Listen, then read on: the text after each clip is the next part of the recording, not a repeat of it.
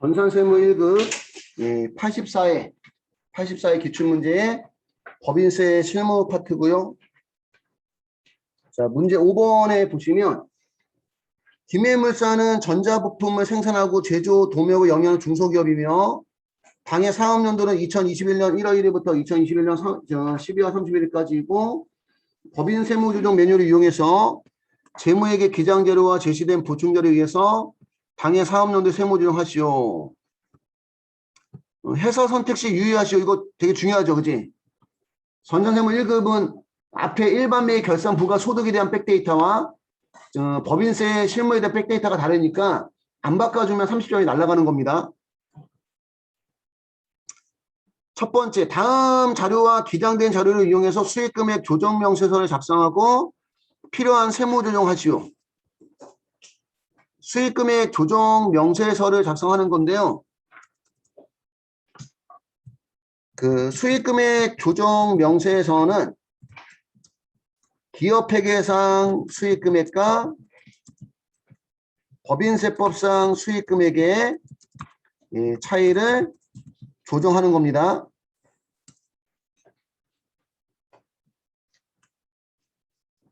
수익금액 조정명세서는 기업회계상 수익금액과 법인세법상 수익금액의 차이를 조정하는 것. 자, 그러면 우리가 이제 제일 먼저 해야 될 게 뭐냐면 법인 조정에 수익금액 조정에 가시면 수익금액 조정명세서 있어요. 수익금액 조정명세서 가셔서 여기 수익금액 조정계산의 계정 과목에 여기 첫 번째 불러오는 게 결산서상 수익금액, 즉 기업회계상 수익금액 불러오는 거예요. 우리 법인세법에서는 그 수익금액이라는 것은 매출액 얘기하는 건데 매출액. 그래서 매출조에 눌렀을 때 뜨는 거는 손익계산서에 수익 뜨는 거죠. 그지? 그래서 여기 있는 게 다 수익금액은 아닌 거야. 우리가 이제 필요한 것만 넣어줘야 되는데, 일단 제품 매출로 되어 있는 것은 수익금액이다. 제품 매출이 있고, 그 다음에 매출조에 공사 수익금. 공사 수익금도 건설업을 하는 경우에는 공사 수익금도 매출이야. 공사 수익금. 이렇게 먼저 해주고 이제 문제를 보는 거예요. 1번 자료는 손익계산서 자료가 나와 있는 거고, 두 번째 보니까 공사 수익은 건설업 중 건축 공사업과 관련된 수익으로 그 내역은 다음과 같다. 빌딩 신축공사 내역이 나와 있네. 공사기간 도급액, 총 공사 예정비, 해당 사업연도 말 총공사 누적액, 단기 손익계산서에 반영된 공사 수익. 요거는 어디로 가야 되냐면 작업 진행률에 의한 수익금액. 작업 진행률에 의한 수익금액 가셔서 공사명에다 넣어주시면 돼. 공사명에다가. 첫 번째는 빌딩 신축공사. 도급자는 F2 안 먹히네요. 주식회사 기린. 도급 금액은 100억. 총 공사비 누적액은 10억. 총 공사 예정비는 80억. 그래서 작업 진행률이 12.5%라서 누적 수익 금액은 12억 5천 인식을 해야 된다는 얘기야. 누적 수익 금액은. 근데 이번 연도에 공사 시작했으니까 전기말 누적 수익 금액은 없겠네. 그지? 없고. 근데 단기에 회사가 얼마 인식했대요? 단기 해당 사업연도 단기 손익계산서에 반영된 공사 수익이 12억. 단기 회사 수익계산액에 12억 넣어주면 그치? 얼마가 인식이 덜 돼 있다 지금? 5천만 원이 인식이 덜 돼 있으니까 5천만 원만큼 매출이 덜 잡혔으니까 저만큼 무슨 산입? 입금? 산입하라는 얘기야 결과적으로. 두 번째 칸 도서관 신축공사. 도급자는 별별학교. 도급 금액은 2억. 해당 사업연도 말 총공사비 누적액이 1억 6천. 이건 이제 전년도에 시작한 거네, 그지? 총공사 예정비도 1억 6천이니까 진행률 100%라서 누적 수익 금액을 2억 원 인식해야 되는데 전년도까지 얼마를 인식한 거야? 전년도까지. 전년도에 인식한 건 없네, 그지? 근데 이번 연도에 얼마 인식했어? 2억 인식했죠? 그지? 그러니까 원래 우리 그 건설공사는 원칙은 진행 기준이지만, 원칙은 무슨 기준? 진행 기준이지만 이거 완성 기준으로 했다는 얘기네. 중소기업은 원칙은 진행 기준이지만 완성 기준 또는 인도 기준으로 회계 처리가 가능하고 세법도 그거를 허용한다는 얘기입니다. 전년도에 조정이 있었나 보지? 3번에 보니까 당사는 공사기간이 1년 이상인 경우 작업 진행에 의해서 공사 수익을 인식하였으며 1년 미만인 경우 무슨 기준? 완성 기준에 의해서 공사 수익을 인식했으니까 결과적으로 지금 두 번째 거는 그냥 이게 인정이 된다는 얘기예요. 그러니까 별도의 조정이 필요하지는 않고 위에 것만 5천만 원 적게 잡혔으니까 무슨 산입이 입금? 산입이 들어가야 된다는 얘기고 본 문제 한해서 당사는 건설업 및 제조업을 운영하고 있는 것으로 가정한다 이렇게 나왔고 그러면 이렇게 하고 나서 우리 수익금액 조정 계산에 가보시면 5천만 원이 무슨 수익금액에? 공사 수익금액 가산이 돼 있어. 그지? 그럼 저장하시고 왼쪽 상단에 조정 등록 눌러서 공사 미수금 가서 5천만 원 잡혀 있죠. 그지? 그러면 입금산입이 송금부산입의 공사 미수금 가서 5천만 원 입금산입 유보 발생했다가 나중에 이제 그 공사 미수금 인수했을 때 그지? 그때 이제 무슨 산입? 송금 산입 유보 감소가 나오는 거예요. 수익금액 조정 명세서는 됐고 두 번째 다음의 자료를 이용해서 퇴직급여 충당금 조정 명세서 작성하고 관련된 세무 조정하시오. 퇴직급여 충당부채의 내역이 나와 있고요. 기초에 2,500만 원 있었고 단기에 얼마 사용했어? 단기에 2,300을 사용했어요. 그지?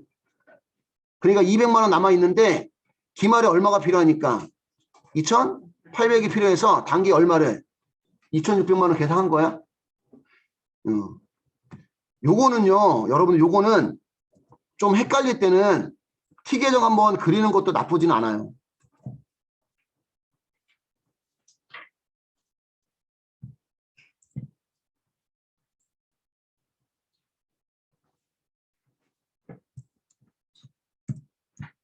퇴직급여 충당부채. 만약에 이게 헷갈릴 때도 있거든.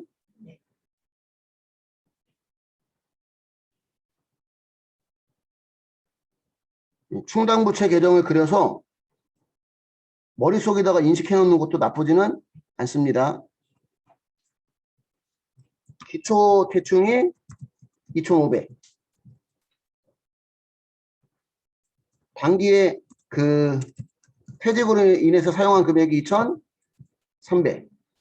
그래서 200만 원 남았고 기말 퇴충이 2,800이 필요하니까 단기에 계상한 금액이 2,600이 된다는 거.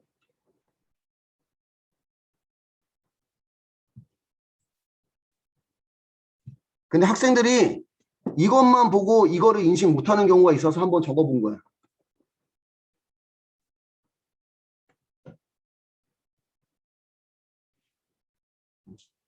퇴직급여 충당부채 내역을 가지고 이렇게 T 계정으로 인식할 수 있으면 좋고 두 번째가 아니구나. 1번의 두 번째 자료 보시면 전기 자본금과 적립금 조정명세서 을표에 퇴직급여 충당금 한도 초과액이 얼마가? 50만 원 있어요. 50만 원 있고 이번 연도에 퇴직금 지급한 내역 1년 이상 근속한 사용인한테 300만 원, 사용인이 임원으로 취임한 경우도 2천만 원. 사용인이 임원으로 취임한 경우도 여러분 현실적 퇴직에 들어갑니다. 그러니까 퇴직금이 인정이 된다는 얘기예요. 인정이 되고, 두 번째 자료는 급여 내역이 나와 있고, 총급여액, 그 다음에 총급여액 속에는 이제 근속기간 1년 미만자도 이제 포함이 되어 있겠지. 총급여액에는 근속기간 1년 미만의 급여가 포함되어 있고, 위에 상여 중에는 정관상 급여지급기준 초과한 무슨 상여금? 2만 상여금 300만 원 있대. 얘는 나왔을 때 조정해줘야 돼.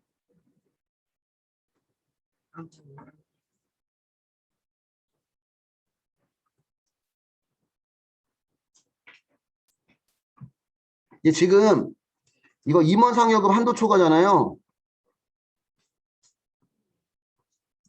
근데 지금 이거 정리 안 해주면 얘가 있었는지 기억나지 않는다. 임원 상여금 한도 초과는 무슨 불산입? 송금 불산입 상여 처리합니다. 그 다음에 이거 조정해줘야 되지. 그러면 이제 어디로 가야 돼 먼저? 감옥별 세무조정에 퇴직급여 충당금 조정 명세서, 감옥별 세무조정에 퇴직급여 충당금 조정 명세서 가셔서 왼쪽 상단에 무슨 등록? 조정 등록 들어가셔서 송금불산입에다가 임원 상여금 한도 초과 300만 원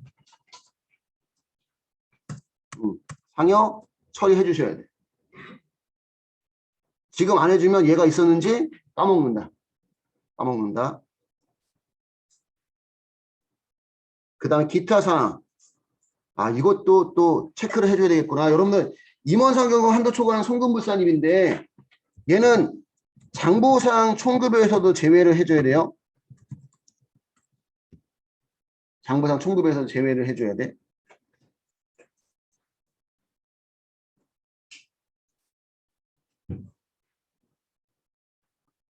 그 다음에 기타사 사업연도 종료 현재 퇴직급여 지급 대상 임원 및 사용인에 대한 퇴직금 추계액은 2억 8천, 보험 수유자 퇴직금 추계액은 3억. 둘 다 넣어주면 둘 중에 큰 거를 잡혀요.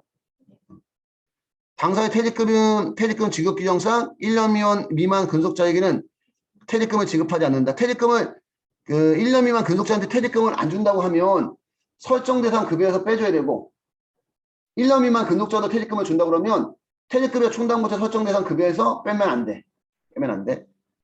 당사는 퇴직연금에 가입한 적이 없다.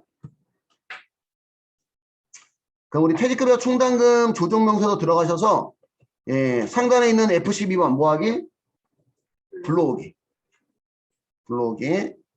그러면 장보상 총급여를 불러옵니다. 이 자료는 여러분들이 그 교재 문제 2번 절에 나와 있죠. 그지? 임금 제조원가가 11명, 5억 5천, 급여 판매비와 관리비가 4명. 상여도 판매비와 관리비 같은 인원이니까 적을 필요는 없고 지금 임원 상여금 1,300만 원 중에 미안해요.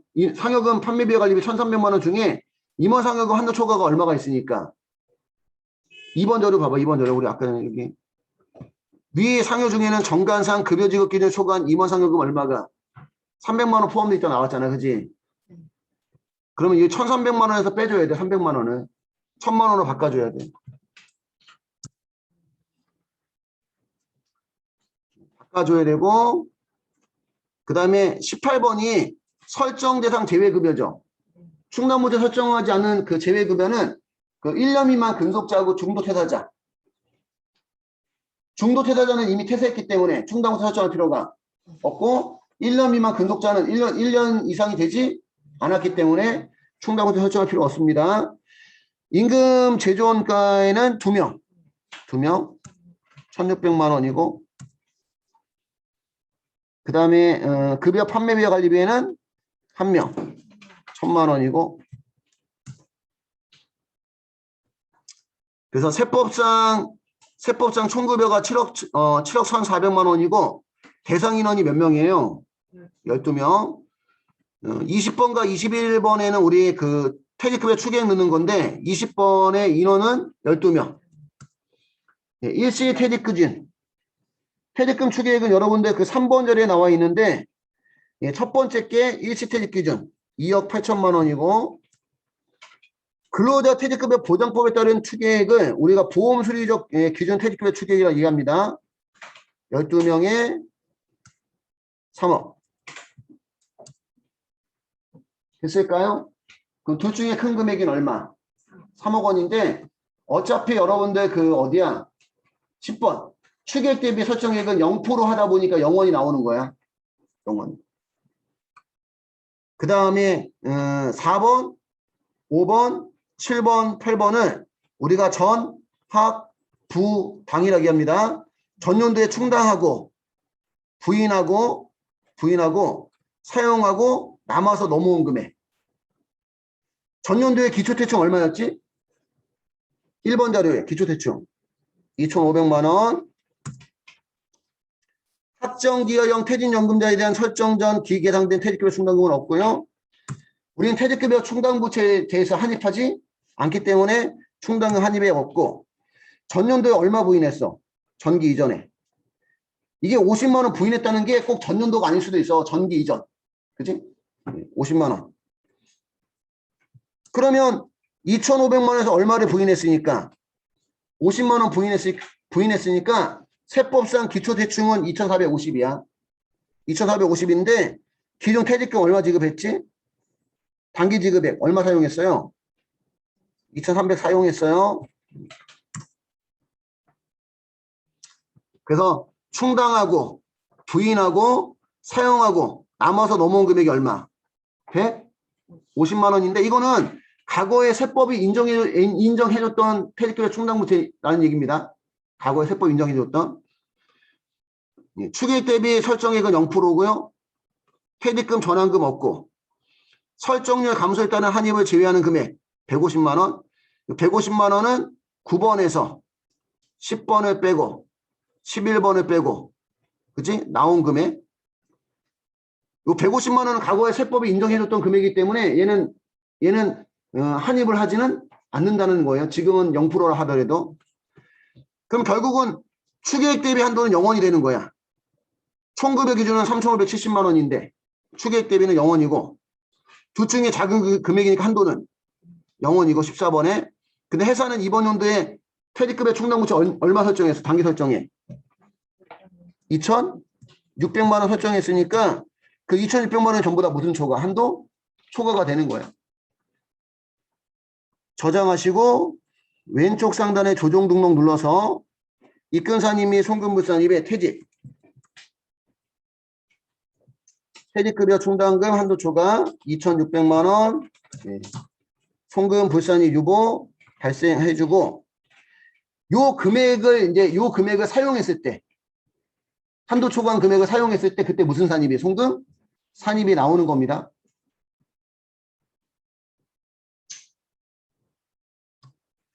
참고로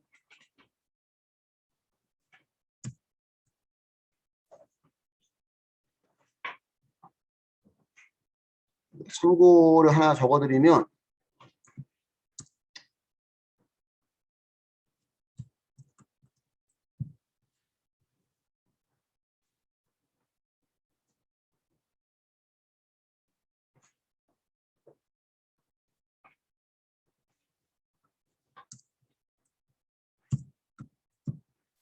장부상 총급여에서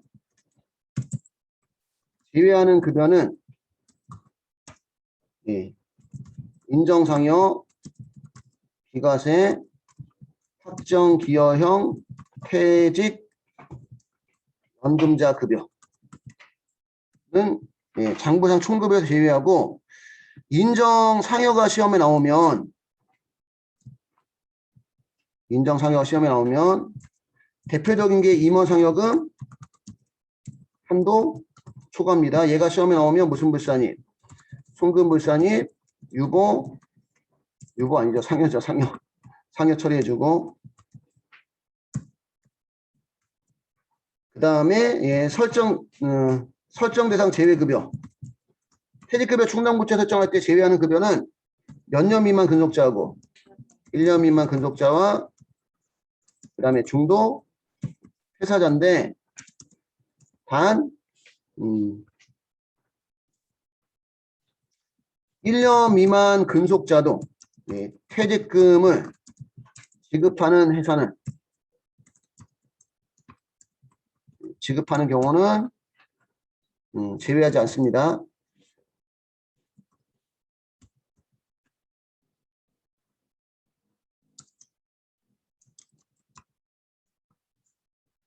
일 년 미만 근속자도 퇴직금을 주는 회사는 퇴직금의 충당을 설정해야 되니까 그때는 설정 대상 제외급여를 빼주면 안 된다는 얘기고요.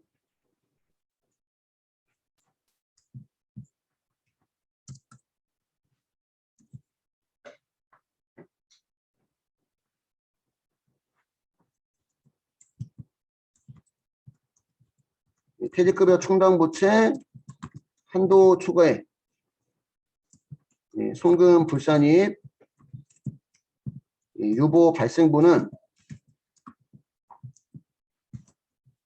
차기 이후 연도에 사용 시 사용했을 때 무슨 산입, 송금 산입, 유보 감소가 나오는 거예요. 한도 초과해서 송금 불산입했던 금액을 사용했을 때 이렇게 참고로 적어두시면 될 것 같아요.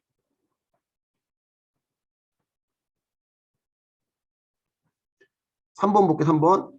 제7기 사업연도 기말 재고자산에 대해서 법인세법에 따라 재고자산 평가 조정 명세서를 작성하고 세무조정 사항을 소득금액 조정합계표에 반영하시오.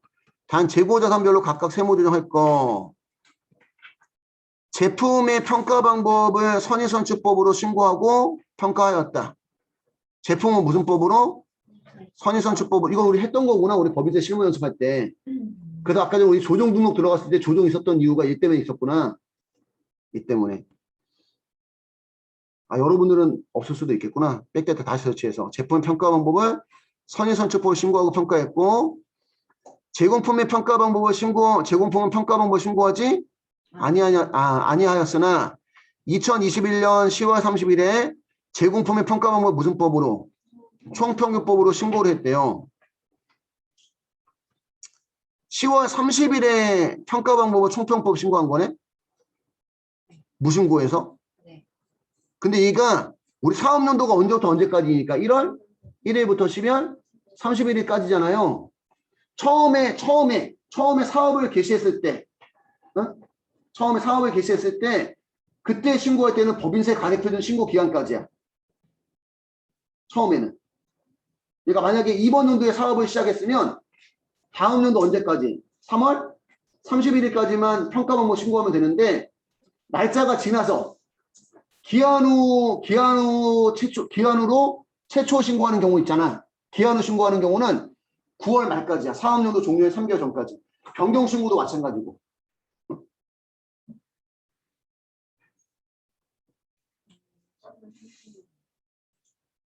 그러니까 이제 기한 후가 되니까 이번 연도도 결국 무신고가 된다는 얘기야. 이번 연도. 그 얘기 하고 싶은 거거든. 이번 연도도 결국은 무신고가 된다는 얘기입니다.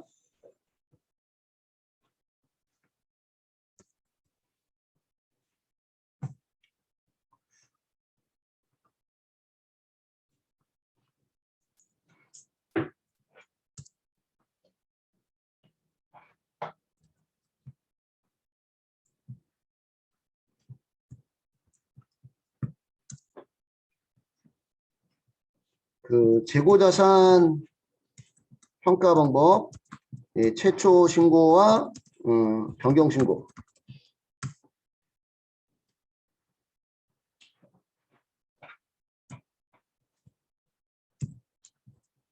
최초 신고는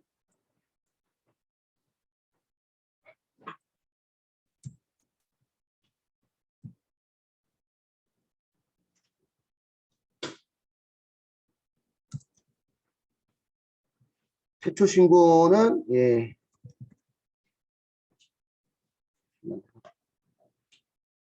최초 신고는 사업을 개시한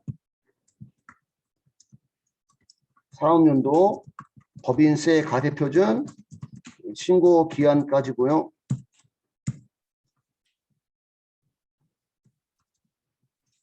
단 기한 후 최초 신고한 경우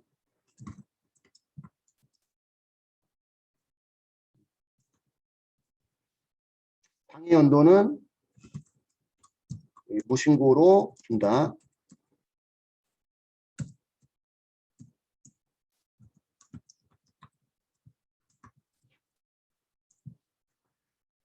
기한 후 최초 신고는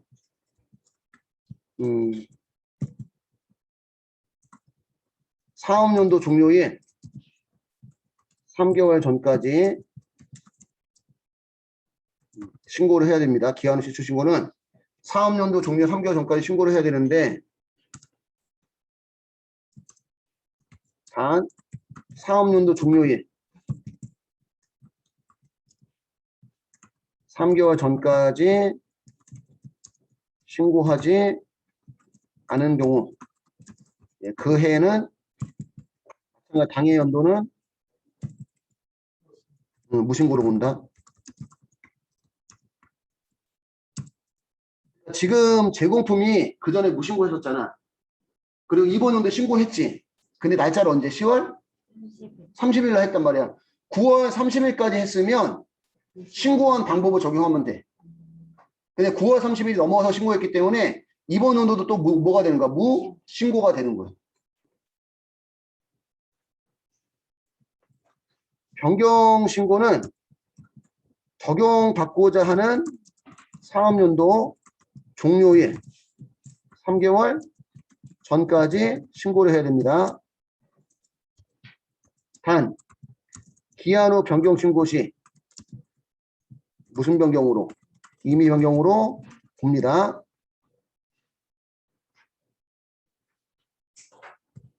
임의 변경으로 보는데 다음 연도 입장에서는 먼저 신고한 거잖아. 그지? 그러니까 다음 연도부터 변경된 평가 방법 적용하는 거예요.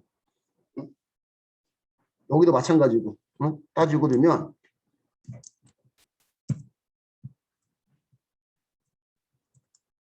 다음 연도부터 변경된 평가 방법을 적용하고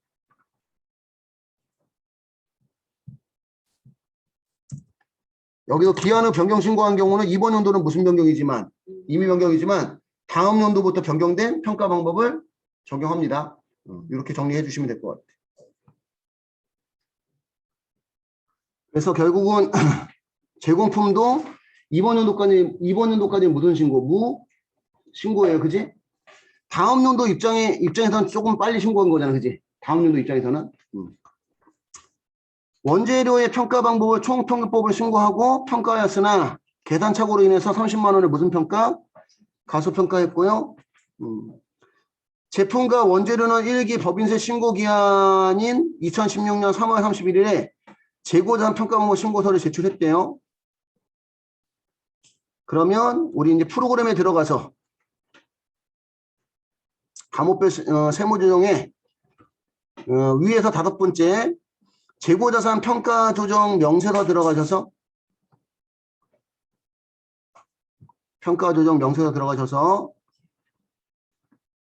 제품은 신고일이 2016년 3월 31일이고 신고 방법은 선입 선출법이고 평가 방법도 선입 선출법이고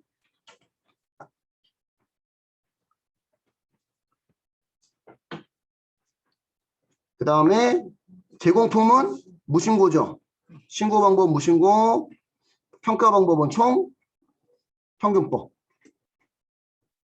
무신고인데 총 평균법으로 평가를 한 거예요. 무신고인데 이해 갔을까요? 무슨 얘기인지? 그래서 안 맞는 거고 원재료도 2016년 3월 31일 원재료는 신고도 총평균법, 평가도 총평균법. 예, 평가는 제대로 했는데 금액을 잘못 적은 거야. 금액을, 그치? 그리고 시험에서는 품명, 규격, 단위, 예, 수량은 생략해도 되고요. 첫 번째 과목이 예, F2 눌러서 제품, 회사 계산, 회사 평가액이 얼마예요?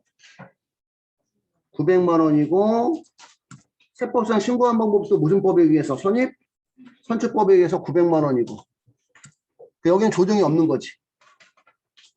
회사가 평가한 것도 선입 선출법, 그 다음에 신고한 것도 선입 선출법, 그 다음에 제공품 F2 눌러서 제공품. 제공품을 회사가 평가한 금액은 650만 원. 근데 얘는 무신고잖아, 그지? 무신고 시에는 무슨 법? 선입 선출법입니다. FI, FO가 선입 선출법의 의미야. FI, FO가. 그 다음에 그 제공품은 세법상 신고한 방법이 없기 때문에 세법상 신고한 방법에다 금액을 넣을 필요가 없어요, 그지? 무신고니까. 무신고 시는 선입 선출법. 무신고에다가 금액이 선입 선출법이 얼마지? 750만 원. 그럼 회사가 평가한 금액이 세법보다 작잖아. 이거 우리가 평가감이라 얘기하는 거, 가속예상. 세법보다 조금 잡았다. 그러니까 세법대로 해주려면 올려줘야 되잖아, 그지? 그러니까 무슨 산입이? 입금? 산입이 나오는 거예요. 그 다음에 원재료. F2 눌러서 원재료. 회사가 평가한 금액은 220만 원. 무슨 법에 의해서? 총평균법에 의해서. 근데 실제 세법상 총평균법은 얼마야? 250만 원. 그러니까 총평균법으로 했는데 총평균법을 했으니까 250만 원으로 계산을 해야 돼, 회사도. 근데 회사가 잘못해서 얼마로? 220만 원 계산한 거야. 그러면 이번에도 회사가 잡은 금액이 세법보다 30만 원 적게 잡았잖아, 그지? 그러니까 평가감이지, 그지? 가속예상. 그러니까 올려줘야 되니까 무슨 산입? 입금? 산입이 나오는 겁니다. 여기까지 하고 저장하시고 왼쪽 상단에 무슨 등록? 조정 등록 눌러서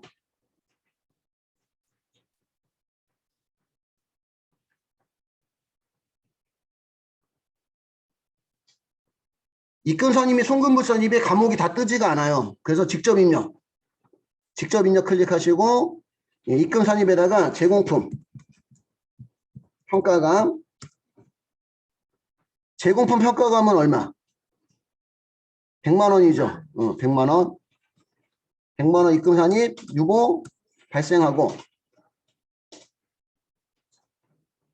그 다음에 원재료 평가감 30만 원. 입금산입 무슨 발생? 유보 발생. 자산별로 해주셔야 돼요. 여기 묶어서 나왔지만 자산별로 해주셔야 되고 종료하시고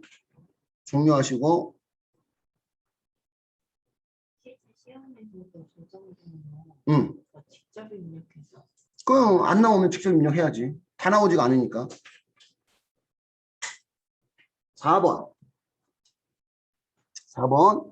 다음 자료에 의해서 외화자산 등 평가 차손익 조정 명세서 갑을을 작성하고 세무 조정을 해서 소득금의 조정합계표에 반영하시오. 우리가 기업회계 할 때는 결산 시 외화 채권과 외화 채무에 대해서 무조건 기말 마감환율로 평가를 해서 외환산이 외환산을 잡았잖아, 그지? 근데 법인세법은 발생 당시 환율 평가하는 거하고 기말 마감환율 평가하는 거하고 둘 중에 신고한 방법에 의합니다. 근데 외화 자산 등 평가 차손익 조정 명세서를 제출한다는 얘기는 기말 마감환율로 평가하겠다고 신고하는 거야, 이게. 기말 마감환율로 평가하겠다고 신고하는 게 되는 겁니다, 이게.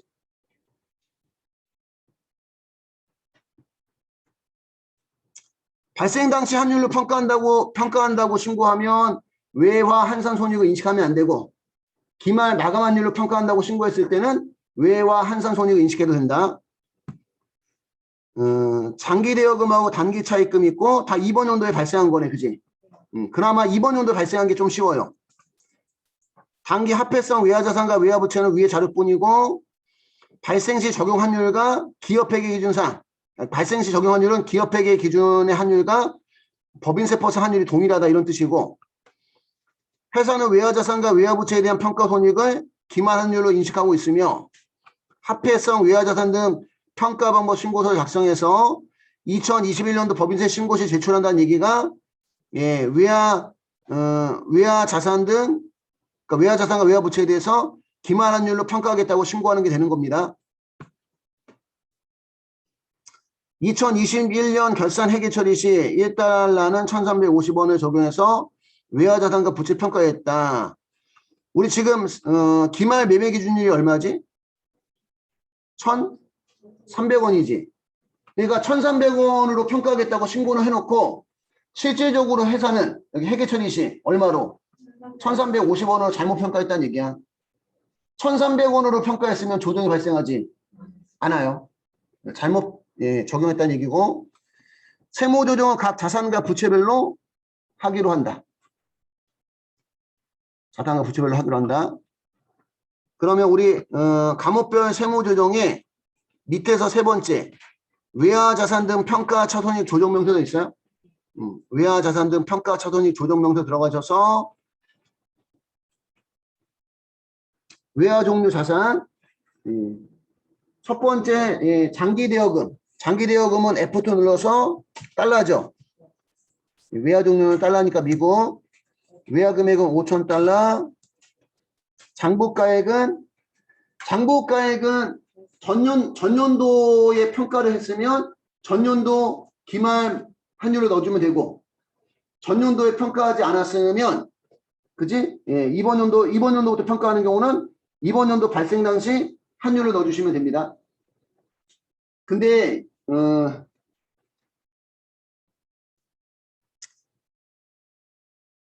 드물게 나오는 부분인데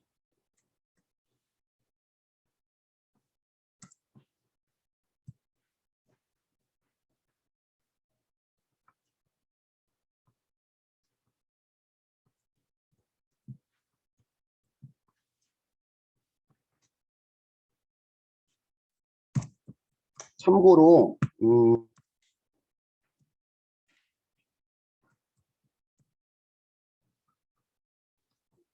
장부가액의 적용 환율은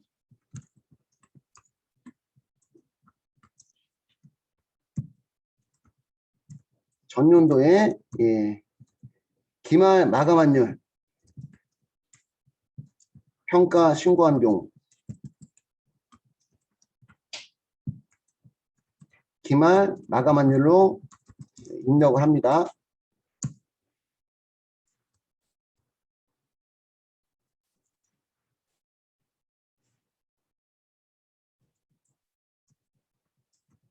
전년도에 기말 마감 환율로 평가하지 않은 경우도 포함.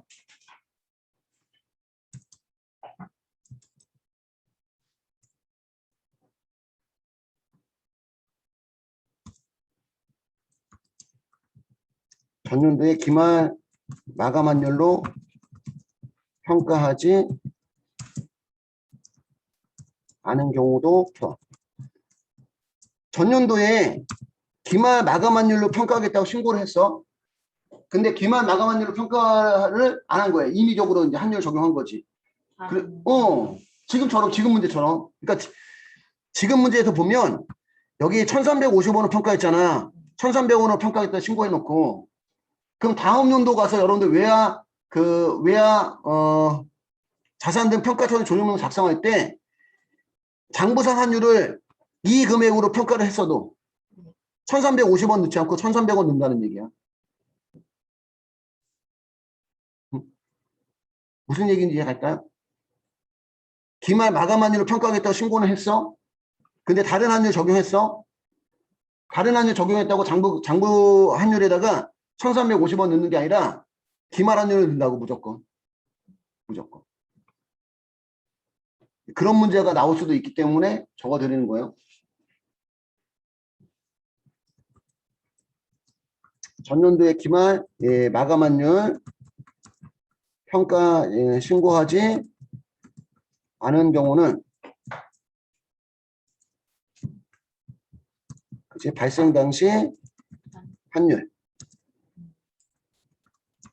발생 당시 환율이나 또는 기업회 계산, 장부상, 기업회계 장부상 환율을 적용합니다. 보통은 전년도 거 잘 나오진 않거든. 네. 근데 전년도에 기말 마감 환율 평가 신고를 안 했어. 근데 전년도, 이번 연도가 아니라 전년도에 발생한 거야. 그러면 전년도 장부상 환율 넣어줘야 되겠지. 그지? 이번 연도에 발생한 거는 발생 당시 환율 넣어주지만. 이렇게 하나 적어두시면 될 것 같아요.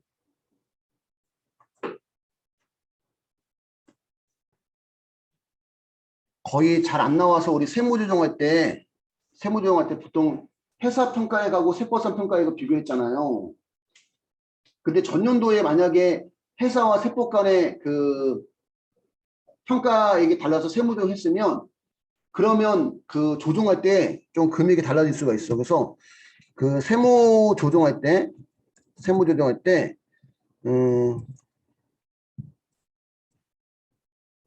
기업회계상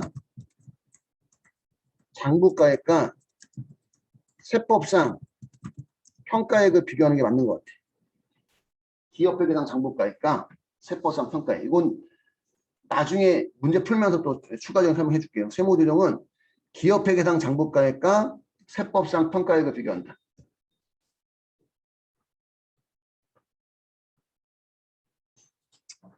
여기까지 하고 이제 우리 들어가 볼게. 프로그램에 들어가면 장기대여금의 장기차입금이나 전년도에는 평가하지 않은 거잖아. 이번 연도에 지금 발생한 거라서. 그지?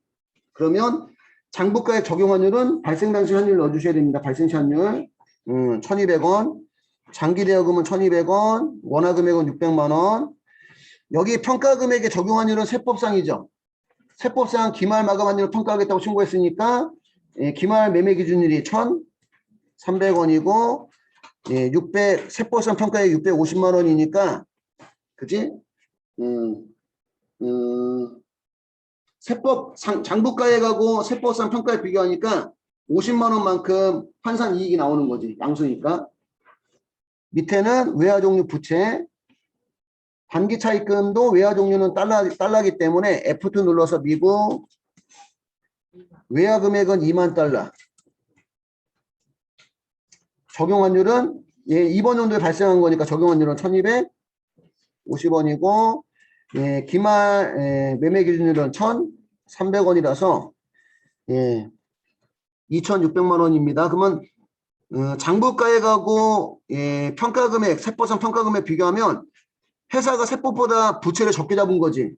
그 세법상 부채를 늘려줘야 되니까 부채는 증가하면 송금산입, 감소하면 입금 산입. 즉 마이너스 100만 원은 송금산입, 환산 손실이라는 얘기예요. 그럼 환산 이익이 얼마고 50만 원이고 환산 손실이 얼마니까 100만 원이니까 퉁치면 마이너스 50만 원이네. 그지? 두 개를 퉁치면. 그러면 환율 조정차 대등 갑지가 보시면 단기 손익금 해당액에 마이너스 50만 원 나와 있어. 그지? 그럼 실제 시험에서는 이렇게 입력하고 나서 뭘 하냐면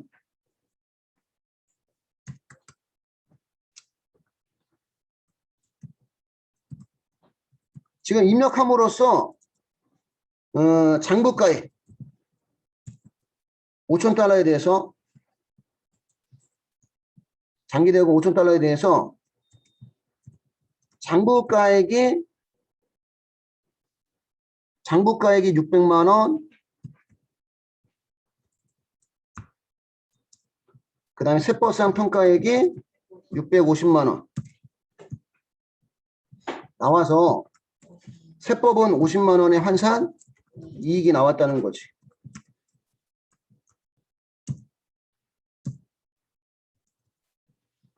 근데 우리 5,000달러에 대해서 회사는 얼마에 평가했어요? 이미 평가 환율이 달러당 1,350원. 그럼 5,000달러 곱하기 1,350원 하니까 675만 원 나와요.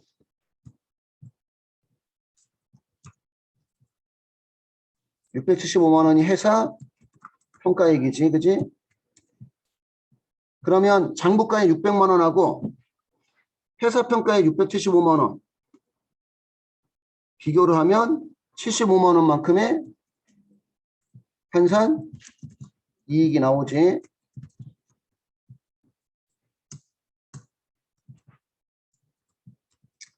그러면 세무 조정은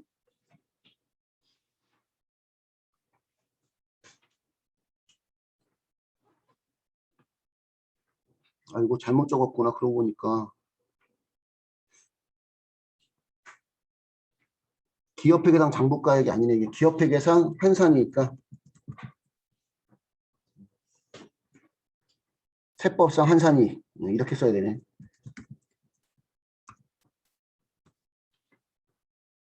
세무조정 기업회계상 한산이니까 세법상 한산이. 우리 그 전에 할 때는 제가 뭐라고 했었냐면 세법상 평가액하고 회사 평가액 비교한다고 했거든. 근데 여기 이제 한산이익이 요 금액하고 요 금액의 차이가 아닐 수도 있다는 얘기야. 어렵게 나온 문제들 때문에 설명이 복잡해지는데 어쨌든 지금 환산이익의 차이가 발생했죠. 그지? 그럼 세법에 맞추려면 환산이익이 얼마가 돼야 돼? 50만 원이 돼야 되는데 회사가 환산이익 얼마 잡았어? 그러면 25만 원만큼 무슨 불산입? 입금 불산입이 되는 거예요. 환산이익 과대 25만 원. 요 환산이익 차이 발생하는 이유는 결국 자산이나 부채 차이기 때문에 무슨 발생?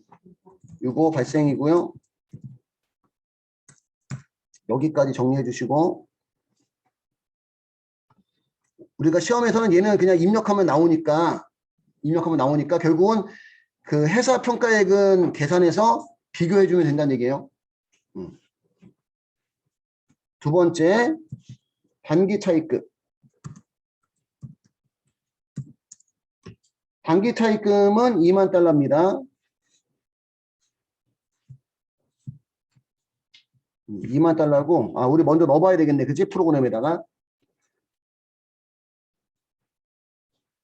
다 넣었구나. 2만 달러에 대해서 장부가액은 얼마? 2,500만 원. 세법상 평가액은 2,600만 원. 장부가액은 2,500. 세법상 평가액은 2,600만 원이고 그래서 100만 원만큼 환산 손실이 나온 거예요. 세법은. 근데 2만 달러에 대해서 회사는 이미 평가 환율로 평가를 했잖아. 1,350원. 2만 달러에 1,350원 하면 2,700만 원이고요. 회사 평가액인데 그럼 회사는 장부가액 2,500만 원하고 회사 평가액 2,700만 원 비교하니까 200만 원만큼 부채가 더 증가한 거네. 그지? 그러니까 한산 손실을 회사는 200만 원 잡은 거지. 그러면 세무조정은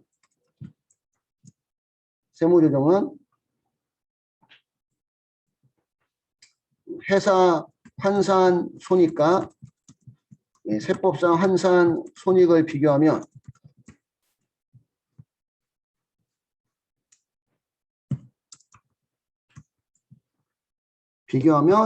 회사가 한산 손실을 더 많이 잡은 거네. 그지? 그럼 세법대로 해주려면 어떻게 돼? 한산 손실이 줄어들어야 되니까 무슨 불산입? 송금 불산입. 한산 손실 과대 100만 원. 이건 다 부채의 차이에서 발생하는 거니까 무슨 발생? 유보 발생하는 겁니다. 여기까지 정리해 주시면 될 것 같아요.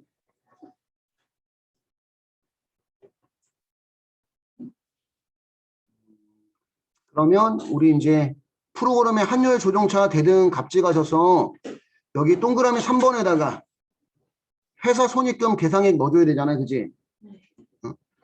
그럼 회사는 환산이익 얼마? 장기대여금 75만 원. 그 다음에 단기차익금 환산손실 얼마? 200만 원. 이거 퉁치면 125만 원의 무슨 손실? 한산 손실이 나오는 거니까 마이너스 125만 원이고, 그지? 그죠? 저장하시고 왼쪽 상단에 무슨 등록? 조정 등록을 하는데 조정 등록은 장기대여금하고 단기차익금하고 따로 해줘야 되고 이게 과목이 여기도 감옥이 다 뜨지 않기 때문에 장기대여금은 무슨 불산이? 입금? 불산입입니다. 그러면 송근사님이 입금 불산이 가셔서 직접 입력 클릭하시고 예, 한산이 가대 금액은 25만 원 유보 발생이고요. 그 다음에 송금불산이 한산 손실 가대 100만 원 송금불산이 유보 발생 이렇게 해주시면 되고 여기는 종료하시고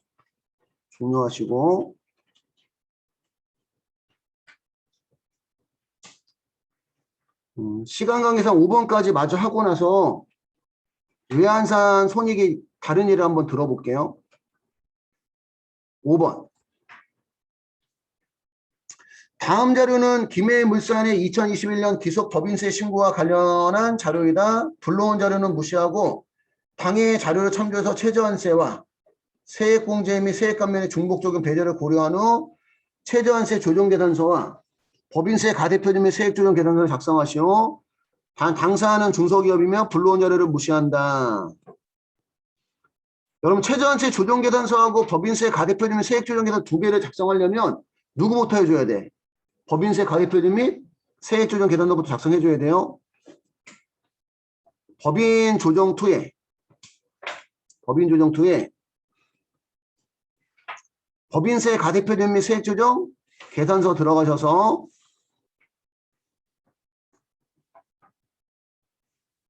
일단은 여러분들 그 당기순이익이 얼마 나와 있어요? 당기순이익이 손익계산서에 당기순이익이 6억 1172만 7,800원 6억 1172만 7,800원이 당기순이익이고 2번 자료 가면 세무조정 내역이 있죠. 소득금의 조정합계표에 왼쪽은 입금산입 및 송금불산입 오른쪽은 송금산입 및 입금불산입 그지? 그리고 손익계산서에 있는 법인세 비용은 원래 무슨 불산이? 송금? 불산입이지. 요 금액 이미 여기 지금 제시된 자료가 소득금의 조정합계표라서 법인세 등이 이미 들어가 있어. 여긴 소득금의 조정합계표를 준 거고 그 전에 풀었던 문제는 뭐냐면 그 손익계산서 외에 다른 세무조정 사항을 준 거야. 세무조정 사항을 보고 이게 입금산입인지 송금불산입인지 송금산입인지 입금불산입인지 그걸 가려서 내가 직접 금액을 찾는 거고 여기는 이미 무슨 금액 조정합계표를 소득금액 조정합계표를 줬기 때문에 요 금액 속에 법인세 등이 이미 반영이 되어 있어요.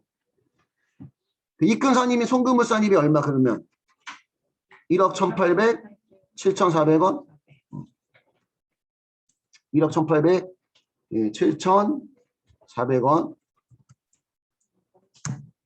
송금산입이 입금불산입에는 956만 7,200원 넣어주고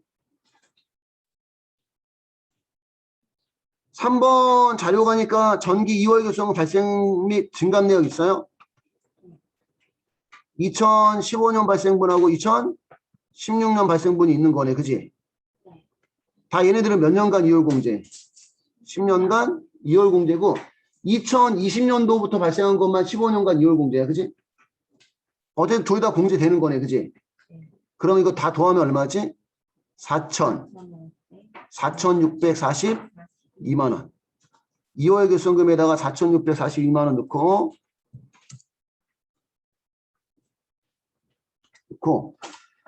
4번에 가면 세액공제 및 세액감면 있죠. 중소기업 특별세액감면하고 창업 중소기업 등에 대한 세액감면 있어요?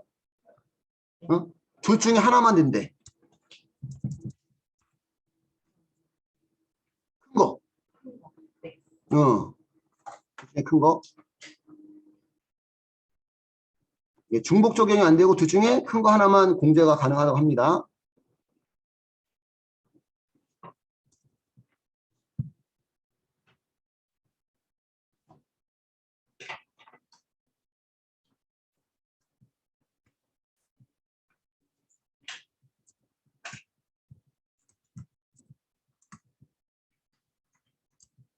그럼 둘 중에 큰 금액이면 얼마야? 7,302만 원이고, 지금 창업 중소기업 등에 대한 세액감면 최저한세 적용 대상입니다. 그지? 우리 최저한세 적용 대상이 아닌 것은 그 법인세법상 세액공제인 외국납부세액공제, 재해손실세액공제, 분식 회계로 인한 경정에 따른 세액공제, 그 다음에 조특법상 세액공제 중에서 중소기업의 연금 및 인력개발비 세액공제, 그 다음에 지급명세대출 세액공제, 그지? 거기에 들어가지 않기 때문에 창업 중소기업 등에 대한 세액감면은 최저한세 적용 대상이야. 그럼 우리 법인세 가대표님 및 세액조정계산서 상단에 가면 17번 있어, 17번? 네. 최저한세 적용 대상 공제감면세 17번에다가 7,302만 원 넣어주시고, 예, 우리 시험은 지금 이거 문제에서 나왔지만 중소기업에 나왔어요. 중소기업.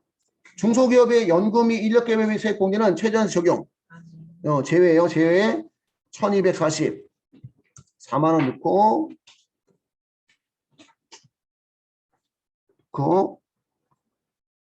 그 다음에 기타. 단기 건당 3만 원 초과하는 경비 중 간이 영수증 수취한 금액의 합계액이 580만 원이다. 우리 3만 원 초과하는 경비는 법정 적격 증빙인 세금 계산서, 계산서, 신용카드, 매천표, 현금연금 수취해야 돼. 그런 증빙을 수취하지 않으면 지출 증빙 미수치 가산세. 가산세 몇 프로? 2%입니다. 2%. 그래서 지금 미수치에 580만 원에 2%. 11만 6천 원. 지출정비 미수치 가산세가 11만 6천 원. 그러면 우리 가산세 20번 가셔서 가산세에다가 11만 6천 원 넣어주시고, 넣어줬어요? 그 다음에 중간인합은 기납부세액이죠. 기납부세액에 22번 중간인합세액에 2천 50만 원 넣고, 당사는 법인세 분납을 하고자 한다. 지금은 분납이 안 나오네. 그지? 저장하시고 이제 어디로 가야 돼? 최대한세 조정 계산서로 가야 됩니다. 여기까지 됐어요. 지금 최대한세 조정 계산서 가셔서 법인조정 투의 최대한세 조정 계산서 가셔서 불러오기. 불러오기를 하면 그 법인세 가대표님 세액조정 계산서에 있는 내용도 불러오지만 불러오는데 안 불러오는 것들도 있다는 거지. 안 불러오는 것들은 우리가 거기에 따른 부속서류를 직접 작성하지 않았기 때문에 그래. 그래서 여러분들 불러왔을 때 23번 있죠. 23번 감면후 세액 23번의 차감세액이 법인세 가표및 세액조정 계산서 18번의 차감세액하고 처음에 같아야 돼.